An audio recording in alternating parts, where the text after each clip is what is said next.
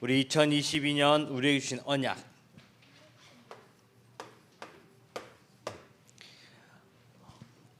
나는 누구인가? 나는 누구인가? 이걸 우리가 뭐 정체성이라고 하죠. 정체성. 나는 누굴까요? 나는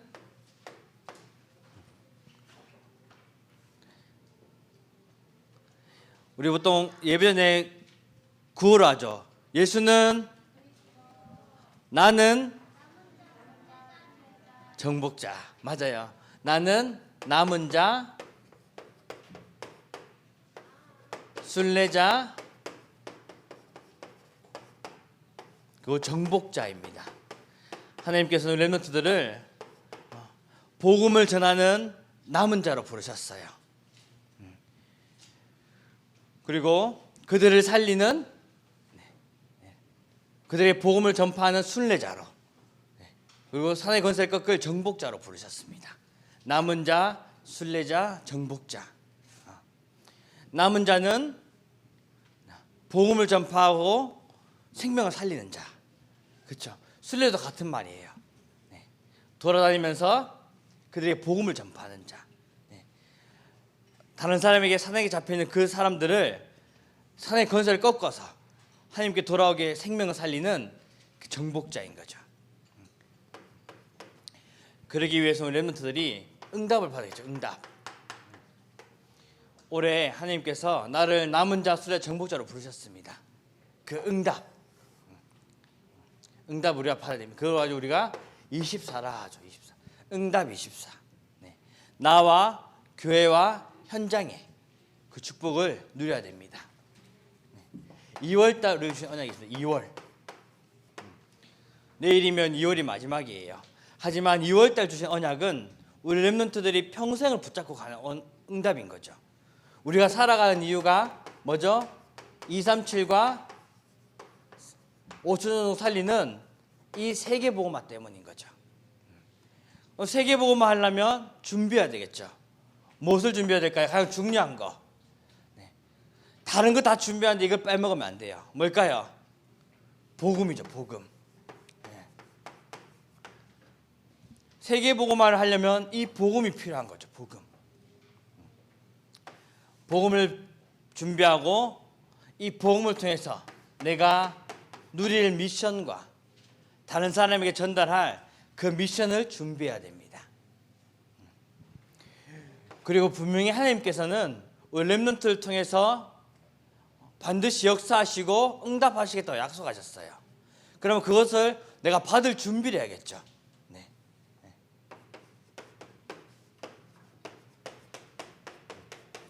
하나님께서 나를 통해서 역사하시고 응답하시고 축복하실 것이기 때문에 그것을 받을 준비를 해야 됩니다.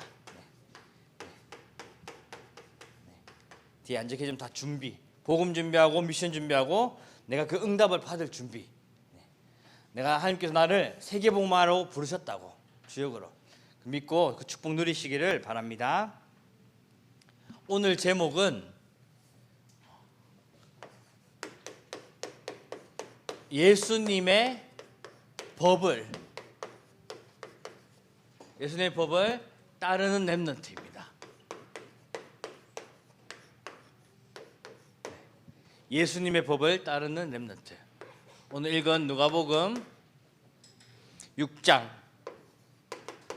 27절에서 38절까지 말씀입니다.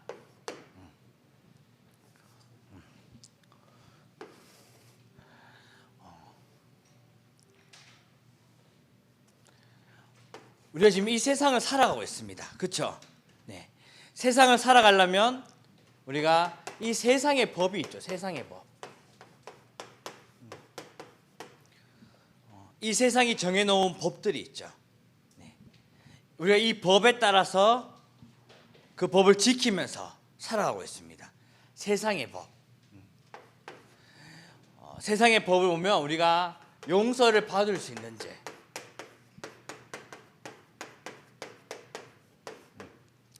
용서받을 죄가 있고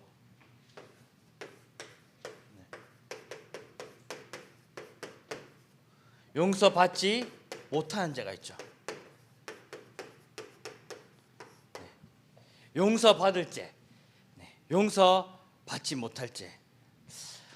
쉽게 말하면 가벼운 죄냐 무거운 죄냐 그 차이겠죠. 네.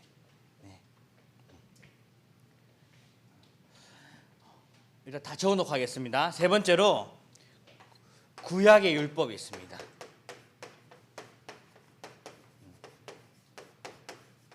성경에서 말하는 죄가 있죠.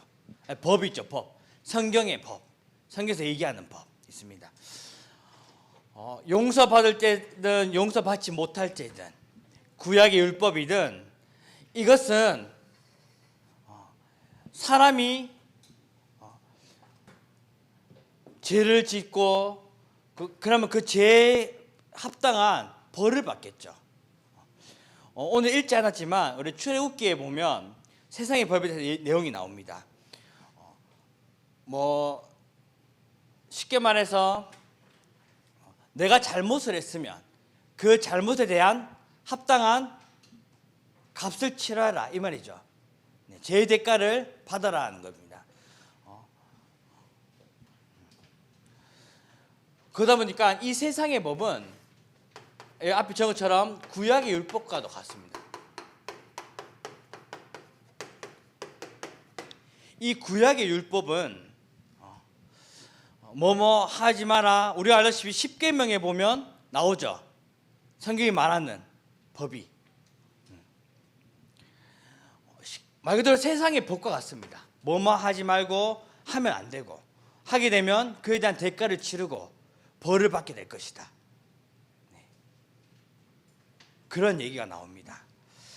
하지만 오늘 읽은 우리 본문에 보면 예수님이 하신 법이 나옵니다. 예수님의 법. 누가복음 우리 6장 아까 읽었죠. 예수님의 법은 기준 자체가 다릅니다. 세상의 법과는. 우리가 인간이 딱 봤을 때도 어떻게 보면 이해하지 못하는 그런 내용들이 나와요. 세상의 법은 내가 죄를 지으면 죄 지은 만큼 법을 받는 것이 합당하다고 나옵니다. 하지만 예수님께서 말하는 법은 그런 내용이 아니죠. 완전 반대된 내용입니다. 성경에 보면 형제에 대해서 나옵니다. 형제. 이 형제라는 것은 우리가 나의 누나나 형이나 오빠 그리고 동생 다 되겠죠. 가족들도 되는 거고요. 이 형제는 친구 자매도 되는 거예요. 친구도. 그것을 묶어서 등 이것들 걸 묶어서 형제라고 얘기하고 있습니다. 내가 아는 사람들, 내 주위에 있는 사람들을 형제라고 하죠. 형제가 잘못하면 아까 뭐라고 했을까요? 성경에 보면 형제가 잘못하게 되면 1대1로 권면하라고도 하고요. 권면이라고 하는 것은 쉽게 말하면 알아듣도록 말하고 격려해 주는 겁니다. 알아듣도록. 그러니까 너가 잘못했으니까 이것을 이해하고 용서를 구하고 그렇게 해라라고 하는 그런 권면을 말합니다. 형제가 잘못하면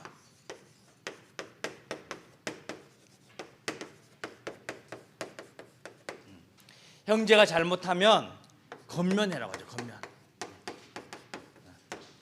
권면이 권하고 쉽게 말하면 격려해 주라는 거죠. 알아듣도록 말하고 격려해 주라는 뜻입니다.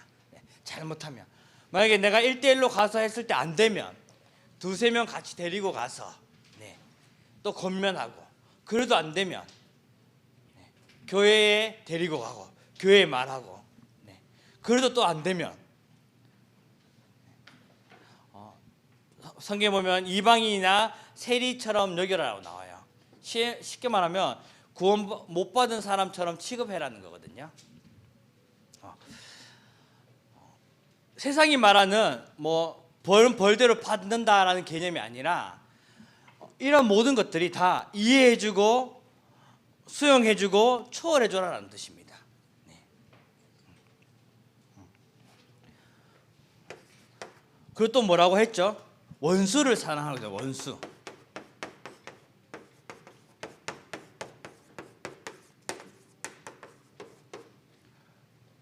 원수가 뭘까요? 원수.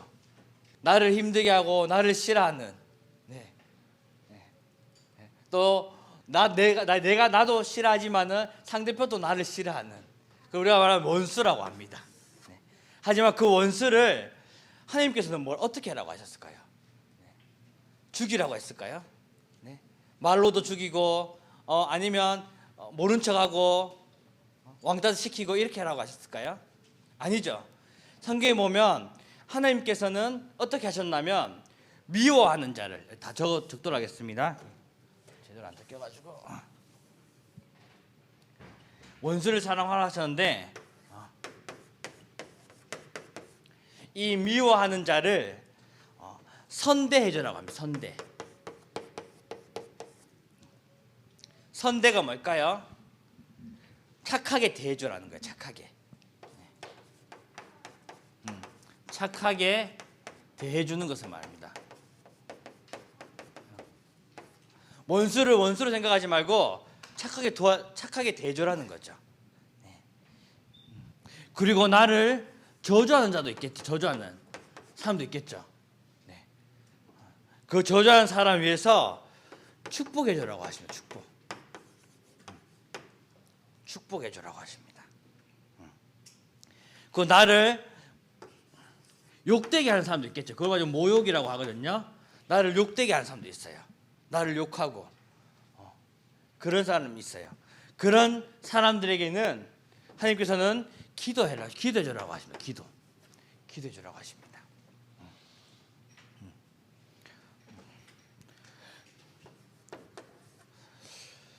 그리고 나를 때리는 자는 때림으로 돌려줘라고 했을까요? 누가 나를 때려요. 그럼 나도 때려야 될까요? 아니죠. 네. 성경에 보면 쉽게 말하면 이쪽 뺨을 때리면 반대편 뺨도 내줘라라고 합니다. 때리도록 놔두라는 거죠. 다 묶어서 적겠습니다. 네. 양보해주고 이해해주라는 것입니다. 나중에 성경에 보면 겉옷을 빼앗는 자는 쉽게 말하면 옷을 빼앗는 자는 속옷도 내줘라고 나와요. 그리고 내 것을 가져가는 자는 달라고 하지 말라고 합니다. 구하는 자에게 절하고 나오거든요. 어떻게 보면 우리가 인간적으로 봤을 때는 절대 이해할 수 없는 내용입니다. 내가 미워하는 사람이 있고 좋아하는 사람이 있는 것처럼. 하지만 예수님에게는 다 동등한 사람인 거예요. 나를 미워하든 쉽게 말하면 하나님께서는 모든 것을 다 사랑하고 품으셨다는 것입니다. 본인을 미워하는 자조차도.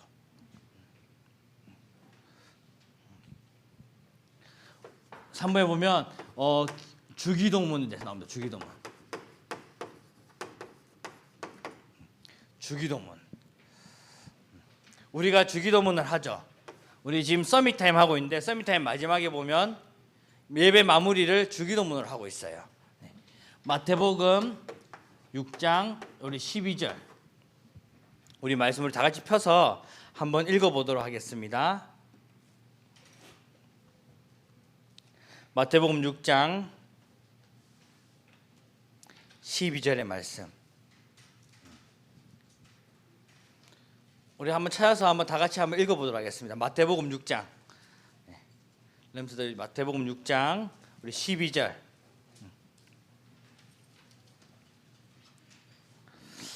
마태복음 전체가 주기도문에 대해서 나옵니다. 우리가 지금 성경에도 제일 뒤에 있는 맨 앞에 있는 그 주기도문 얘기하고 있거든요. 다 같이 합독하도록 하겠습니다. 시작. 우리가 우리에게 죄 지은 자를 사하여 준 것 같이 우리 죄를 사하여 주시옵고라고 나옵니다. 이것은 예수님이 가르쳐준 기도입니다. 예수님께서 이렇게 기도하라고 말씀하신 부분이에요. 이 내용은 방금 읽은 내용은 예수님께서 말씀하신 하나님에 대한 하나님의 용서를 말합니다. 너가 너에게 죄 지은 자를 용서하지 않는다면, 다른 말로 말하면 하나님께서도 내 죄를 용서하지 말아 달라고 이렇게 기도하는 거죠. 쉽게 말해서 예를 들어 볼게요. A에게 B가 죄를 지었어요. A에게 B라는 사람이 죄를 지었어요. 근데 A가 B를 용서하지 않는다면 하나님께서도 내 죄를 용서하지 말아 달라고 기도하는 것입니다. 어떻게 보면 내가 A 입장에서 할 수 있는 기도가 사실 아니잖아요. 세상적으로 따지면.